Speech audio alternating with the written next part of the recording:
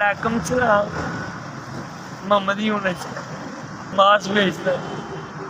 मकान अपना नहीं, जगह अपनी नहीं, 4 बच्चियां ने ते सब तो छोटा बच्चा सी। क्या कर बच्चियां की शादी कर दी है। वक्त पास नहीं होता, वडेरा आदमी है जनाब। बीवी भी खाना खाना है, मैं भी खाना है, बच्चे ने भी खाना।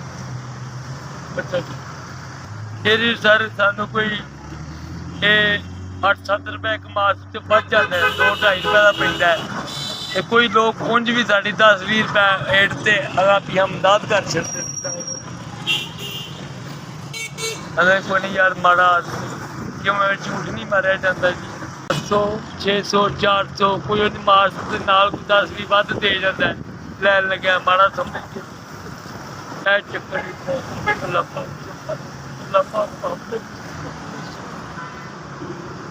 अल्लाह पैसे दिते ने, अल्लाह पाक उन्होंने खुशियां देवे, अल्लाह पाक उन्हें जिंदगी लंबी करे। अल्लाह पाक दिता है नजराना, अल्लाह पाक के घर चुना कबूल हो। मैं बहुत खुश हाँ, मेरे बच्चे खाएंगे, बच्चियां को जाऊंगा मिलांगा, किराया पढ़न लगेगा। 4 धियां ने, 4 धियां ब्याहियां जिन्होंने मेरी 5000 की मदद की है। मैं गरीब आदमी हाँ, तंदुरुस्ती देवे अल्लाह पाक उन्होंने सेहत देवे। मेरी तो यही दुआ है जिन्ना साडे नाल भला कीता जनाब, इस्लाम करना अल्लाह पाक। HVS तुहाडा भला होवे, तुसां मेरी मदद की।